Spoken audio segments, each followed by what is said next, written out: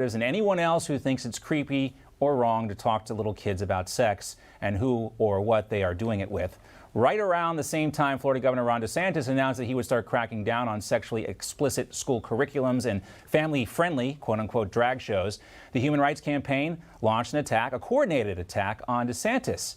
Now, the Biden White House has been way out in front of this issue, of course. Back in June, Vice President Kamala Harris and her husband, Doug Emhoff, made what the media called a historic appearance at a Pride event. Of course, she was there with drag queens and kids in attendance as well. What it really was a Pride event where kids were exposed to public nudity and much more. That's the vice president there. She's into it. Let's talk about all this now and welcome in host of the Rubin Report and author of Don't Burn This Country, Dave Rubin, back with us after some time off the grid. Dave, great to have you with us. John, how many times have I told you if you're going to play a clip of Whoopi Goldberg and the ladies of The View before you bring me on, I need a little more time to do a couple shots of vodka. I know. I'm sorry. It's been a month since we've had you on, Dave, so I thought I'd just kind of come out swinging and hit you with that. But there's so much to talk about here. I mean, when it comes to this issue of transgenderism and the LGBTQ+IA community, there's been like this attempt that if you're not totally on board with the drag shows for kids thing, then you are a homophobe and you're against this idea. Talk to us about what you see happening now with the Human Rights Campaign and what they're doing with Democrats. Yeah, well, first off, this LGBTLMNOPQRSTUV lobby, I mean, these letters have nothing to do with each other. Most adults, most sane adults believe that there are different sexualities. So you might be a heterosexual man or a lesbian woman, et cetera. And as an adult, you can live however way you wish to live. And we don't have laws that allow discrimination based on that. They've now combined all of this with the trans stuff and teaching young kids, or I should say, confusing young kids when it comes to gender identity and sexuality. Obviously, there was the quote-unquote "don't say gay" thing here in Florida related to having teachers talk to children, 6-year-olds at public school, about sexuality privately and hide it from the parents. We all know, regardless of gay or straight or anything else, that this is complete insanity. You as a parent, and I'm a new parent, as you know, you as a parent are the prime person who should be deciding when your child should learn about whatever issues you want them to learn about, and it shouldn't be hidden. But none of this is surprising because this is the move they're making on everything. It's really unfortunate. It's really unfortunate. I've said this a couple times, and it's gotten me in some hot water a couple of times. But, conservatives came really far on gay rights and said, hey, if you're a consenting adult and you want to marry somebody, sure, it may not be in line with our religious views or anything else, but we believe in the Constitution and equal rights and things of that nature. And that's what America has done.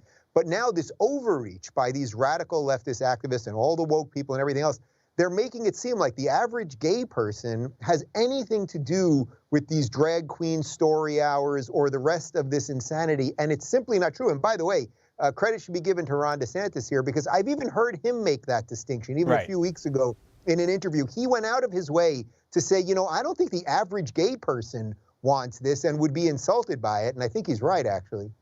Yeah, and the other thing, too, about this administration is whether it's Karine Jean-Pierre, who is the first black bisexual press secretary, or it's Daskalitis, who is the first openly gay, into leather bondage, monkeypox coordinator, or this other person, Sam Britton. This guy's in charge of our nuclear waste here. What they want you to talk about first is their sexual identity, not their ability to store or get rid of nuclear waste, or their ability to deal with monkeypox, or their ability to deliver some sort of coherent message about 10,000 million jobs being created.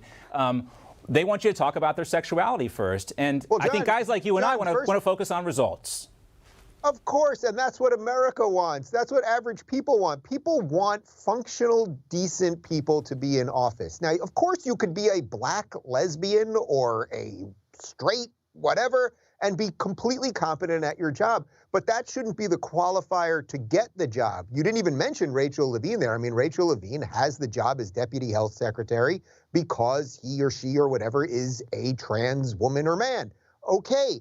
But are you competent? Do you know anything about health? Is Karine Jean-Pierre, I mean, she's worse than Psaki as a press secretary. She is completely incompetent. She's unable to say anything true. She often seems unprepared and not ready for the very few hard questions she gets. She doesn't get many hard questions. So they said, hey, we're not going to hire someone who's competent. Say, right. Remember Kayleigh McInerney? She was pretty competent. She can't, Karine Jean-Pierre, Dave, can't even read the prepared statements they give her. Every question is, oh, here we go. Well, I'm being told the president's been very clear about that. That's the one part she always does get right. And then she boggles the whole script. I don't want to spend too much time talking about her because there's but the point is, you want qualified people in these jobs. That's the minimum that you want, and that's not what they're giving us. No. But it's an obvious extension of what they've sold on us. They sold us identity politics. Too many people bought it, and now we're looking at the bill of goods going, boy, everything's kind of screwed up here. You know, the supply chain's screwed up. Well, who's in charge of transportation? Oh, it's Pete Buttigieg. Right. We didn't talk about Pete. The job only because he's gay, because being the mayor of South Bend, Indiana, doesn't mean that you know anything about transportation. Pothole Pete. But I heard he fixed the pothole. And he didn't even fix the potholes either. That's the whole thing. We also got to talk about, I saw your post on this on Rumble talking about Joe Rogan, maybe dropping some hints, talking about Tulsi Gabbard. Now, we hear all this stuff about the misinformation. We just reported on the White House now being ordered to turn over these emails from Dr. Fauci and KJP about their collusion with big tech. So talk to us about what the kind of safety plan is. What do conservatives do? How can we prepare ourselves if we're concerned about them shutting down this information again as we get closer to the midterms? I'm glad you asked the question, John, because I think it's the most important thing, as I mentioned on the show yesterday. The thing is that all of these political issues that we're always battling about, they're only able to be battled about if we can hear both sides of the story or if we can get information cleanly and clearly. It is very obvious to everyone over the last 2 years of COVID and everything else that big tech censors certain points of views. You know, I was banned on Twitter last summer for saying vaccines weren't working and that mandates were coming. Then they eventually let me back, and it all, of course, turned out to be true. There are many, Jordan Peterson has been banned on Twitter for misgendering. We all understand this. So we need off-ramps. It is very obvious that Twitter and Facebook and Instagram, they are not going to get better. They are designed to be this way. It is a feature, not a bug. So I would recommend that everybody start watching videos on Rumble. Not all of the things that are on YouTube are on Rumble, but they're getting there. They're bringing on new people. By the way, they just announced today that Glenn Greenwald, who is a left-wing journalist, he has now signed a deal with Rumble. As you know, I started Locals. We merged with Rumble to put more power into independent creators' hands. You have to figure out a way to get off these big tech things because we have a midterm election coming, and it will not matter what the truth is if half of us cannot see the truth. I know, and I'm stuck in my ways, and it's hard to learn these new platforms sometimes, but there is great user experience on Rumble, and I'm getting better at it. Johnny, you're old school, but listen, you come over, you bring your little computer machine in your pocket, and I'll give you a little lesson. Oh, okay, I'll take you up on that. Now that you're back on the grid, we can play with our electronic toys again. Real quickly, I wanted to get your take on the Obama's portraits unveiled at the White House yesterday. I know you're a big art critic, Dave. You got Picassos all over your house. Oh, yes. What do you think? All right, they're fine. It's like, it is what it is. What I would prefer is that he had done a better job as president. And this is a guy that I believe it or not, John, I voted for the guy twice. I'm embarrassed. And for anyone watching that's freaking out right now, I have evolved politically, let's say, over the last 5 or 6 years. But, the best part of the unveiling right there was a minute after this moment that you're showing right there when he turned to Biden and said something about how the country's in so much better shape thanks to Joe Biden compared to Donald Trump, although he didn't say Trump's name. And it's like, I don't know what country he's talking about, but perhaps. Well, wherever he lives, it's Martha's Vineyard. It's his property in Hawaii. It's definitely getting better there for him. And as somebody said, they're all on the water, John. He's freaking out about climate change. That's right. But he has all these expensive houses right on the water. It's very bizarre. As someone said, too, about the Obama portrait, it's perfect for him because it's all about him. There's nothing else in the picture. It's only Obama, as is on brand for our former president. Great to see you, Dave, as always, and welcome back to the grid.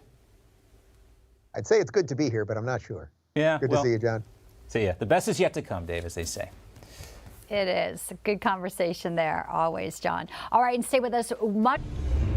Hey guys, it's Rob Carson. September is historically the worst performing month for the stock market, so you better be ready for it. The Fed continues to aggressively raise rates, and JP Morgan is forecasting another mega rate hike September the 21st. Is that why Jamie Dimon said an economic hurricane is coming our way? Well, gold and silver have remained remarkably stable despite the Fed aggressively raising rates today. The Patriot Gold Group has a special incentive for Newsmax viewers. Huge! Now precious metals investors can enjoy the no-fee-for-life gold and silver IRA on qualifying rollovers, or enjoy free, discreet, insured shipping on all direct gold and silver purchases. Here's the number, 800-356-4470. Call 800-356-4470 today.